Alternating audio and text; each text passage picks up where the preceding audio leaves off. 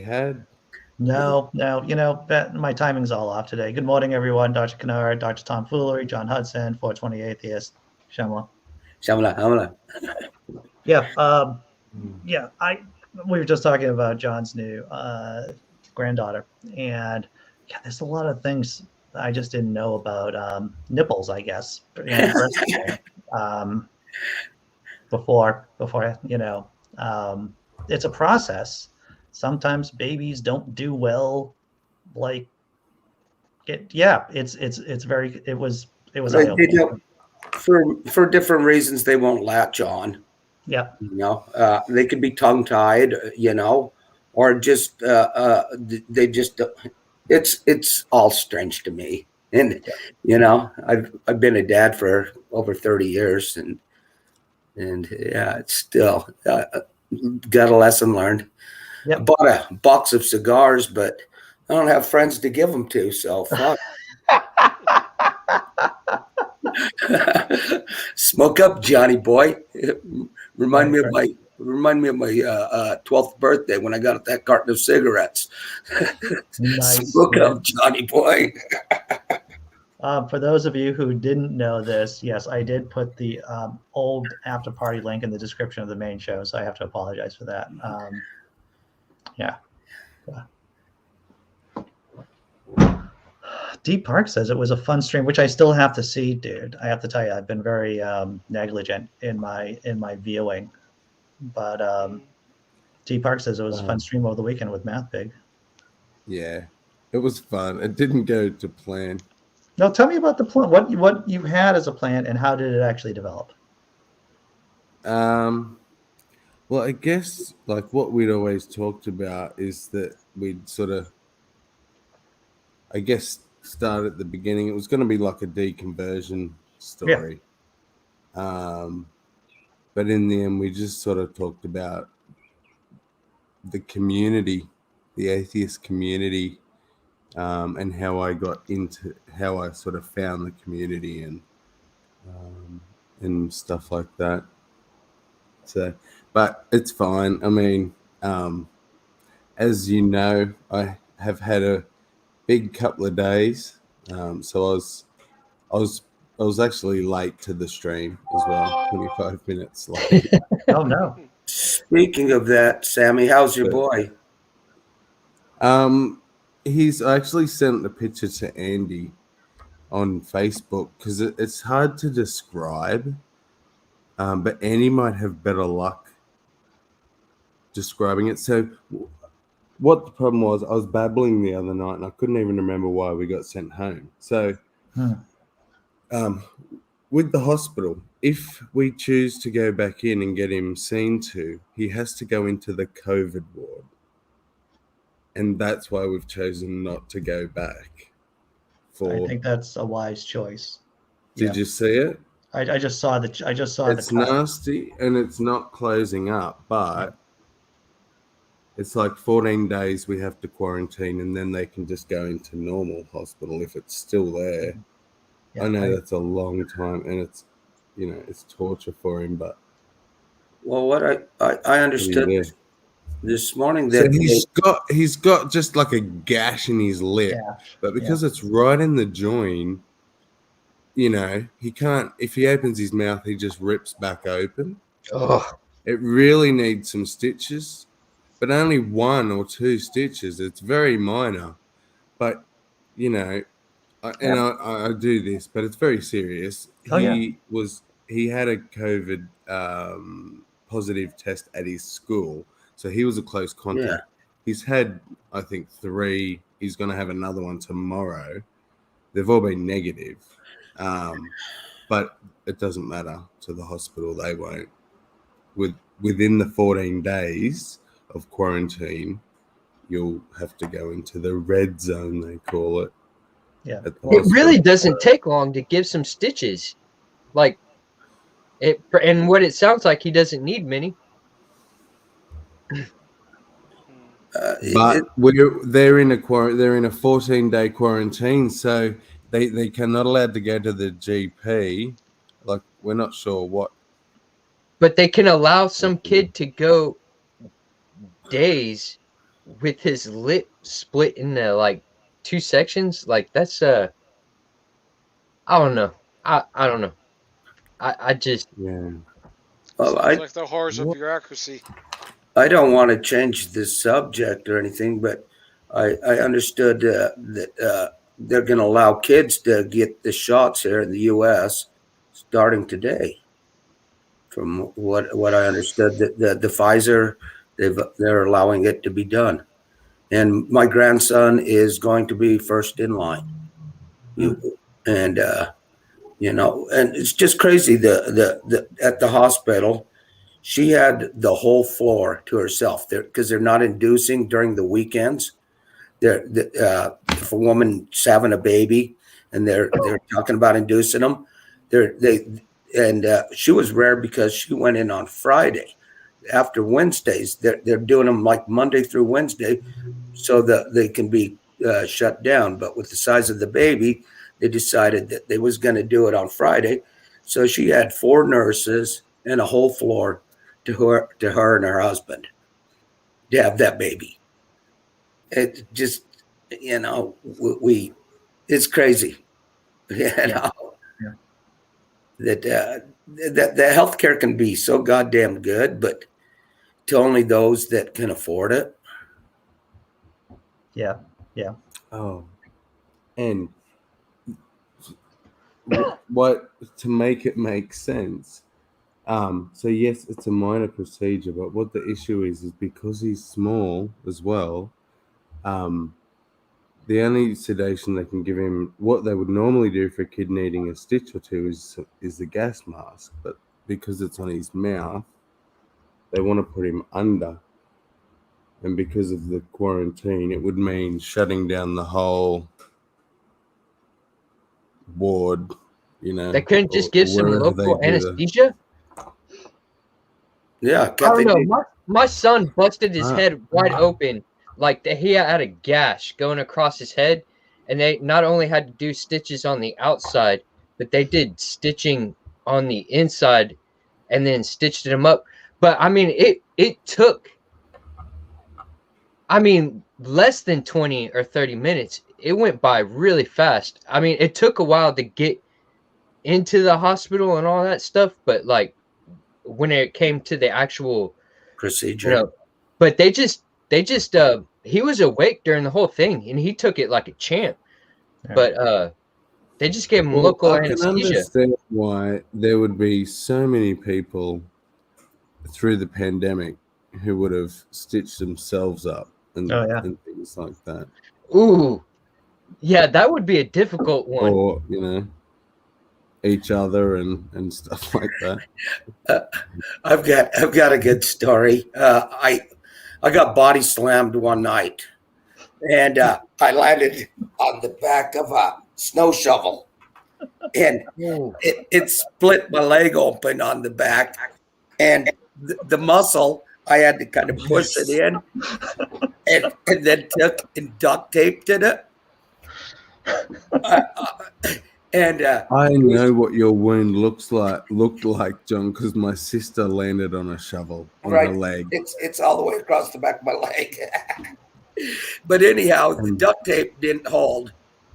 So it was about 5 o'clock in the morning. I called my buddy, Dr. McIntyre. He was the local hockey team, the Grizzlies doctor. And I'm like, hey, Jim, I think I might need a couple stitches. And he's like, well, I've got the kid at home. You come on up and stuff. I get up there and he's like, what the fuck is wrong with you? You should have went to the emergency room. I'm like, can you stitch it? He goes, you're going to hurt like hell. He goes, I'm going to call the neighbor. She was an anesthesiologist. Mm-hmm. She had a local. Yep. They did the local, stitched it up on his counter while his kids are down there eating breakfast. Nice. Then we all went to a bat mitzvah that afternoon. Sweet. It was an odd day. So how old were you, John, when this happened? Oh, goddamn. I don't know. Early 50s. I thought there was something like that.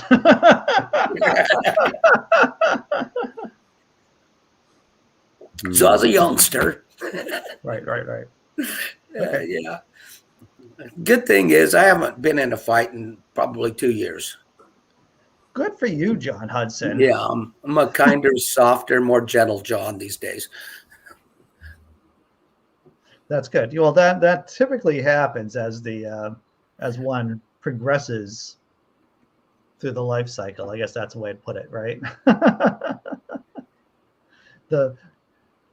At least for me, it's like I have a tendency of not getting into as many arguments now that I'm older. Yeah, I don't get so lippy with 300-pound, 6'5" men. That's good. I'm sorry. I'm just interacting with a biblical guy there in the chat. I'll be back doing stuff in a minute. Yeah. So I don't know if anyone else is checking this out, but the Faithless Forum is going on later on this month down in Austin. I think it's in Austin. Yeah. As I understand it. Yeah. What was that? The Faithless Forum is a bunch of YouTubers, Okay. godless YouTubers and personalities that are. The only reason why I know about it is because I put it on my calendar, and it just beeped up today that, oh, by the way, the Faithless Forum is going, I think, like November 19th. I know that Thomas Westbrook is going to be there from the Holy Kool-Aid. Cosmic Skeptic's going to be there too. And, the regular rogues gallery, I guess, of folks, especially from the Austin area, are going to be doing this convention. Yeah, I don't go to shit like that. Like I wouldn't go to church either way. You know, I mean, not you guys are my people. I mean, if you guys came down, I'd go out and have drinks with you. Right. But any group that would allow me in, fuck, I wouldn't be part of. And I have to tell you, whenever I've been to a legitimate convention, I too, John, have been typically at the bar, posting up and just doing too much drinking. I'll say when I've been to TAM, the amazing meeting, I actually went to a fair amount of the lectures there, just because they had some great speakers. But yeah, I have a tendency of just drinking and socializing. I don't even want to say who I To saw. me, that would be what it would be about. I definitely want to go at least once. Yeah. But it's kind of expensive. Is it? Oh, I have no idea how much it costs. I have shame. Last person I went to see speak live was Rudy Giuliani. Wow, dude! I don't even know. Like, was he then the good Giuliani? He was America's mayor at the time. All right. Well, it was a motivational seminar, and I was given free tickets, and I went, and they was talking a lot of crazy shit, the thunder of the crowd, and just yeah. And I went with a bunch of realtors that I was working with, and they're like, "Hey, you go see this with us," and I'm like, "Yeah, sure." I feel shame over that, and I haven't been since. I mean, the last movie I went to a movie theater to see was the original Footloose, and I haven't been back to a movie theater since. Wow. For good reason. All right, so just about the Faithless Forum, I am happy to say that they do require vaccinations for people who are going there, and now I'm just curious about how expensive the tickets are. I'm going to take a look right now, and all right, yeah, it's money. Well, the ACL that they had Austin City Limits. It's a concert that runs for 3 days, 2 weekends, so 6 days of concerts. There's been only 40 cases of COVID that's been traced back to that festival. I mean, and it's hundreds of thousands of people. And then they had the Circuit of America race here the last week, and everybody demanded vaccinations on that and such, or negative test. And I mean, that was over 100,000 people coming from all over the world. It was pretty cool too, because of all the McLarens and stuff you saw out on the streets. here in Hill Country. There was a bunch of people rallying their Porsches. It was pretty exciting last week, seeing all them sport supercars or whatever out on the roads. A lot of fucking money. A lot of fucking money there. Right. Yeah, right. Austin's a blast. I've had a lot of good times over there.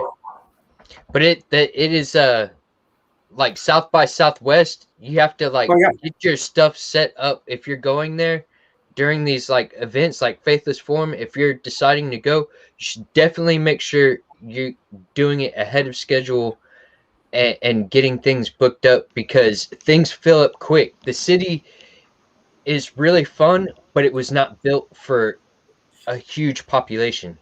Yeah. Yeah. I think that's what kind of makes it fun too, is it just kind of brings everybody together.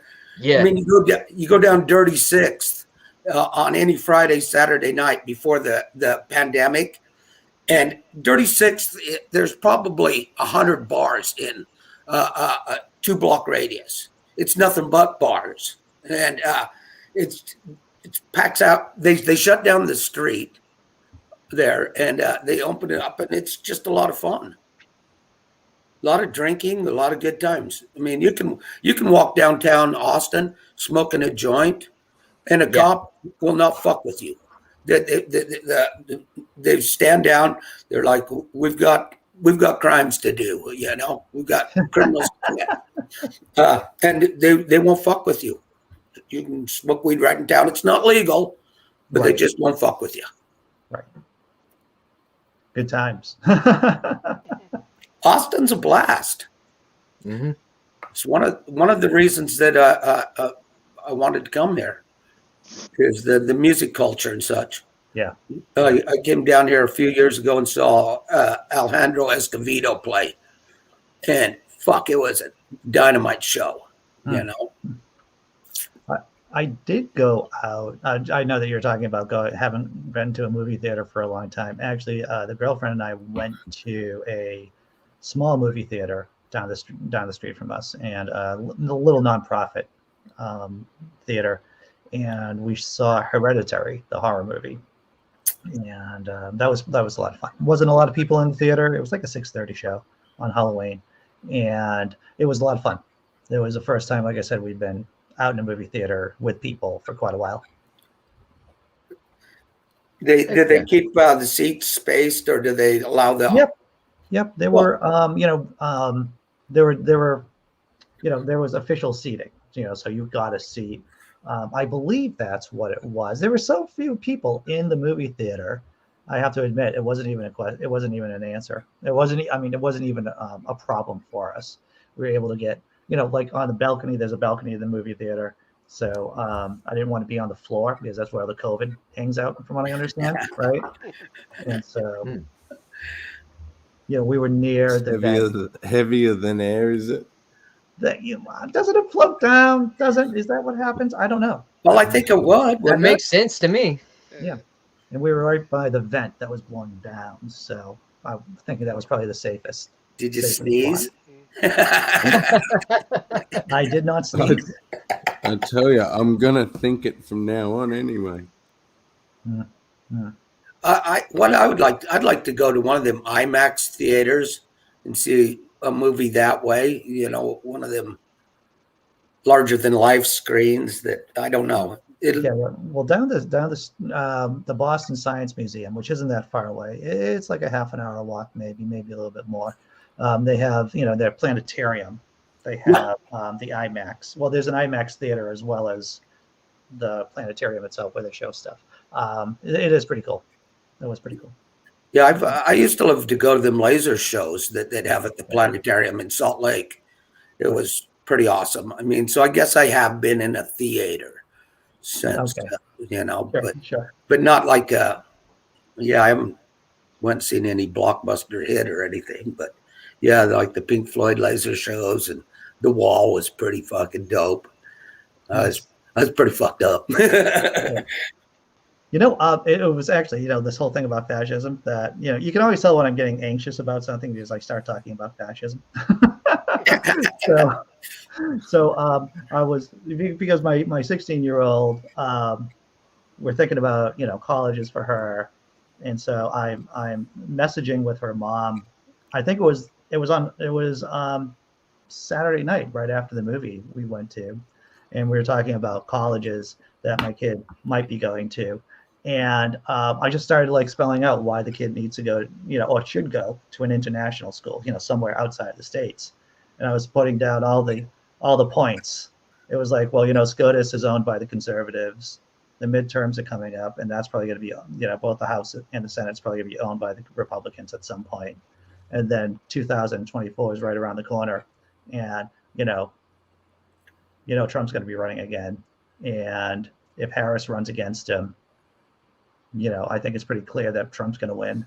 Wow, did I just say that? I guess I did. I don't want to be a downer. But then, and all of a sudden, all that stuff started clicking in my head, and it's like that's the point that I started hitting the panic button, the red button. Well, I think that they could get that son of a bitch on trial. Yeah. And make it ugly enough, he'd probably die of a fucking heart attack. So I'm not going to say you're wrong. I'm not going to say you're wrong. Maybe I think if you made that son of a bitch sweat somehow, that all that fucking grease would stop that fucking dirty old heart fizz. I like the fact that you're, and I have to agree with this aneurysm political strategy, this stroke, this heart attack political strategy.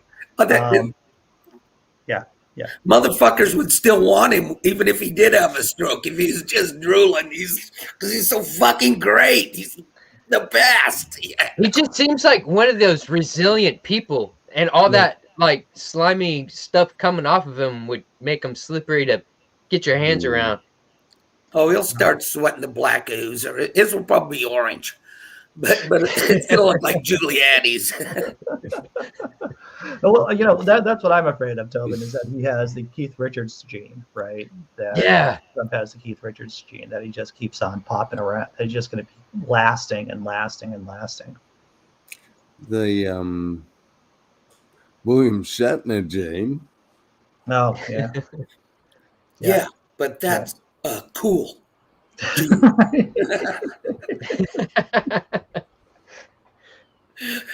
But when you see him and then hear his age, it's the dude's surreal. in his 90s, right? Shatner's in his 90s. I mean, he was in 93.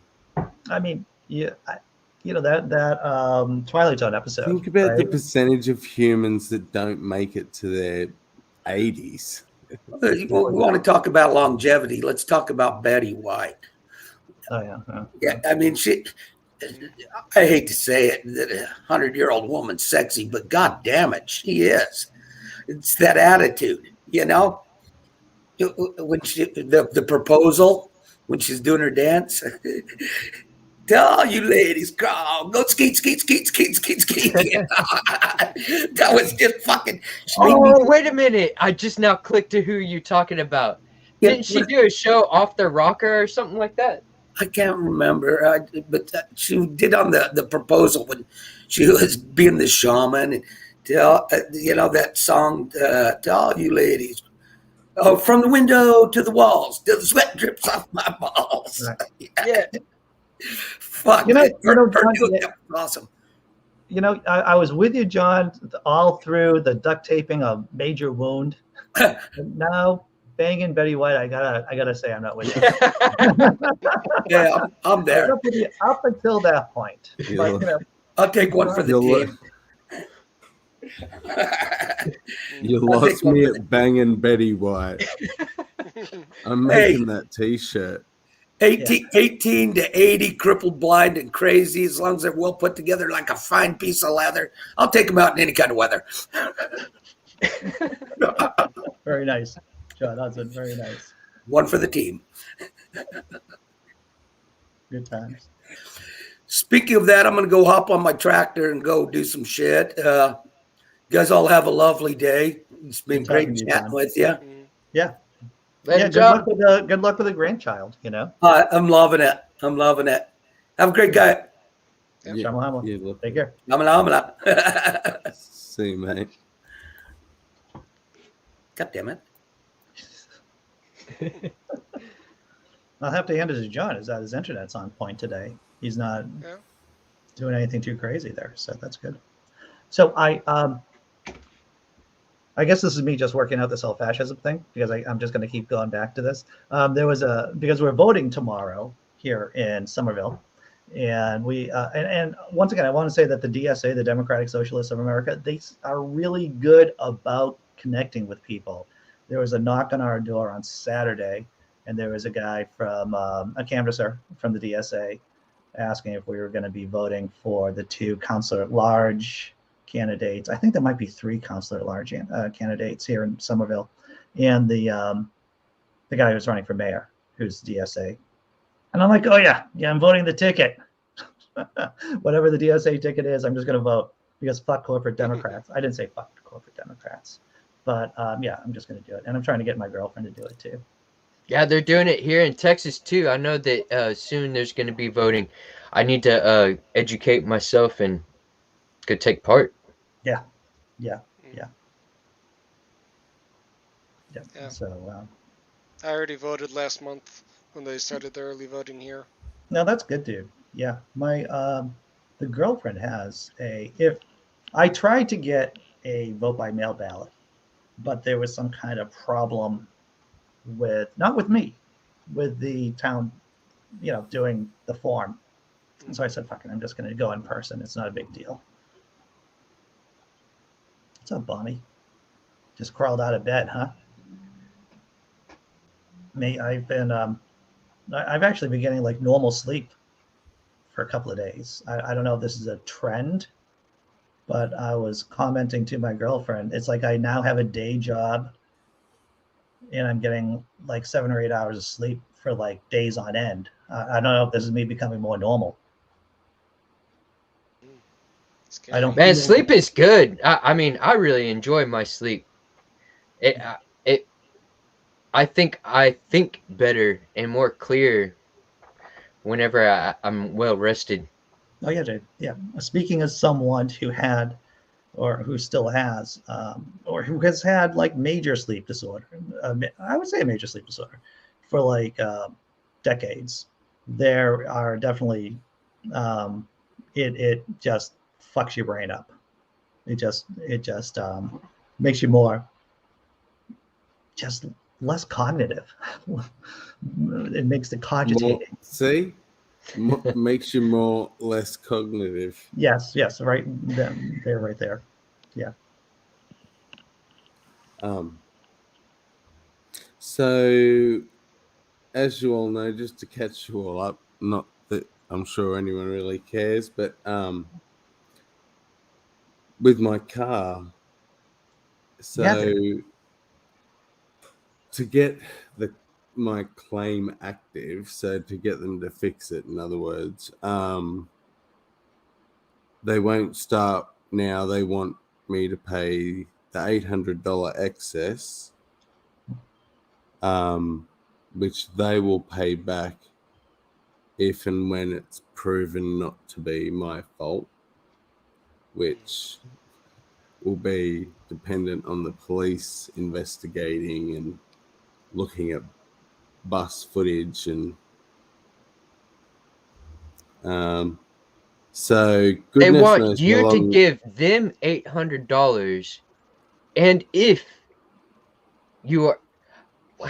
it's not my fault, they'll give it back. They'll give it back just in case it is. Yeah. But you could probably really use that money to be able to get yourself getting around, right? I mean, that was your only vehicle. My policy has a hire car in it, but I got to look into it. My partner thinks it might only be for a week, so 7 days. So, but from past experience, these things take a lot longer than 7 days. So. Well, especially, dude, when you're interacting with the city government, right? I mean, it's the bus system, and you have the cops too, as well as your insurance agency. Yeah, that's a bureaucratic kind of morass. Who knows how long it's going to take to get that stuff done? Yeah, I feel for you, especially since you were just fucking sitting there. I know, right? You were just sitting there, and the bus whacks you. That's yeah. And the bastard doesn't stop. That's kind of what's ticked me off the most, I think. Yeah, I know a guy who got suspended. I think I've mentioned this before. I know a guy who got suspended or he's not allowed to drive a city bus anymore in Boston because he ran into he had too many accidents, hit too many people. I don't know what that number is. About hitting what the number is. Like you hit 3 people, you hit 4 people, you hit 5 people, you hit 1. I don't know. Hitting one is enough. You would think so. You would think so. Might be a 3-strike system. Might be.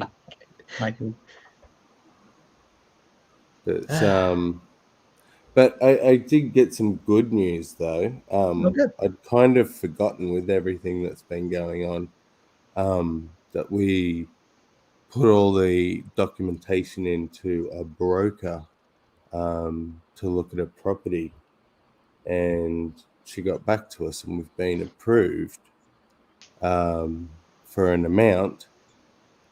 Because we're a first home buyer, there's a first home buyer's grant in Australia. Mm-hmm. And it's just the amount that we're loaned is just over this bizarre cutoff that they have, that if the house is worth more than that, you don't get the grant because you must have too much money. But we're in the middle of this insane bubble, and I don't know if it's happening elsewhere, but in 12 months, prices have jumped 30% in some places. And since 2019, they've doubled. Yeah. So properties that we're looking at that are suitable are now just above the allowed amount for you to get this grant. Yeah. So I'm almost at the point where bugger the grant, I'll just have to miss out. How big a property? I mean, if you don't mind me asking, I mean, you're looking for like a 3-bedroom or a 4-bedroom or something, or it'd have to be 4 minimum. 4. That's big. Yeah. Grants can be crazy. Grants can be crazy. I see what you did there. I see what you did there. Well played, sir. Well played. Yeah. I don't know how the first place that my ex-wife and I bought was back in 1999, 2000. It's actually just by chance, it's a place right down the street from where I'm living now. I know, weird, like life is weird. But we put down only $8,000 for that place, and it was a 2-bedroom condominium. And now it's worth crazy amount of money, like multiple times of that. But yeah, I don't know how people can, I mean, the rule of thumb here is that you're supposed to put down like 20%. That's like the golden rule. If you can get 20% down on a house, but if a regular house here in Massachusetts is, I think, like $500,000, $600,000. I mean, where are you going to come up if you're young? How do you come up with that kind of money? It's tough. Yeah. Wow. It's damn near impossible. Yeah. Like, holy shit. It was so, like, I spent over 10 years to where every year I moved to a new place. I could never really stay at a place because they start raising rent if you stay in one spot. So we would move. We would keep on the move. Yeah. And then towards the end of that 10-year spot, we messed up. We made a wrong calculation, and we ended up freaking homeless. Oh, dude. Yeah. Staying in motels and stuff. And it just sucks. It sucks. It's hard to, if you're a person, even with a good job, like I'm talking about, like I had at that point in time, I was doing a low end or like satellite work. Like I was making the best money I've ever made in my life. Yeah. And it was still like paycheck to paycheck. Yeah, dude. Yeah, it's and that's the importance of having the reason why people in the middle class here in the States are middle class typically is because of intergenerational money. It's money that benefits you, that your parents either spent on your college. Like for me, I never had a college loan. So unlike people today, college is so expensive, because let's not forget, college has been increasing at 9% rate. From what I understand, that's an old number from a couple of years ago, but I believe it's 9% in college has been increasing in terms of costs. And people are leaving colleges with like $50,000 worth of loans, money to pay off or more. It's like a mortgage, in some cases. I went to online school for like less than 7 months, and then I racked up a bill of, it was just under $800, which they ended up taking that out of my taxes. But bastards. So where I am, the average 4-bedroom, and I'm not in a high-priced area by any means. And the average 4-bedroom house in US dollars is 500,000. Okay, so that's like for 400 for a 4-bedroom house. Yeah.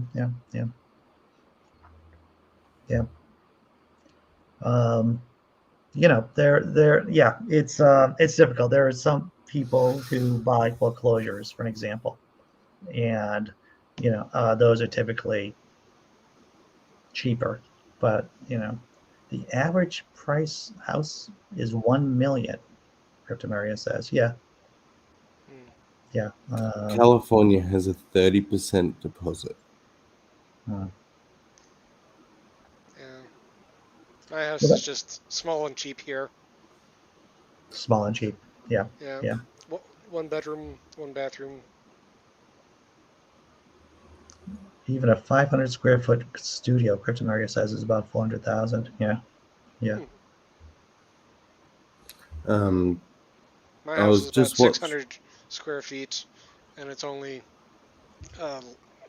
taxable value was about, or the estimated market value according to taxes is about 97,000.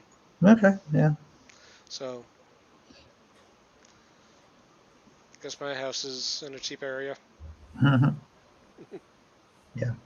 So what's the plan? What's your plan, Sam, about how you're gonna navigate shit? There's sort of several options. I can go out, as in more rural. Yeah. And if I build, I can buy land and build in the price range.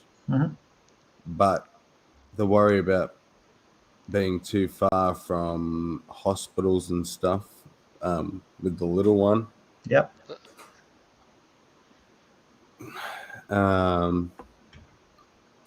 Or I just forget the grant. I mean, the grant, we're looking at maybe it's between 20 and 30,000 Australian. And in the scheme of things, I just don't know if it's worth it. Yeah. Our loans, well, I won't say what the loan is, but the cutoff is 650,000. If the house you build or buy is under that, you'll get this grant, and that basically pays your stamp duties, and all that sort of stuff. Right. But if there's no 4-bedroom houses, which 650 in US is like 450 or so, 400, 450. And as I said, the average one is about 500. So I'm just short. So I might as well miss out on the first home buyers grant to get a house that we fit in, and in an area that's not too far from. Yeah, there are. I know people who make these kind of Faustian bargains about their living condition. A woman I dated she was sleeping on the couch of her apartment, so her kids could have their own bedrooms. Basically, she had 2 teenagers and everything, so she was sleeping on the couch in the living room, so the kids could have their own rooms. Yeah. We've already started making those deals. Mm-hmm. The good thing is, I guess you can think about your own morals about it, but with the first homeowners, the agreement is that you live in the property for 12 months. Sure. And you can't sell it for 12 months, but so we're like, oh, do we just squash in for 12 months and then use the equity from that to try and move forwards? But yeah, it's yeah. I know. As if I didn't have enough on my plate. Oh yeah, dude, you got nothing to worry about. Let's buy a house. Buy a house. Yeah. Of course, I mean, it is a major decision, and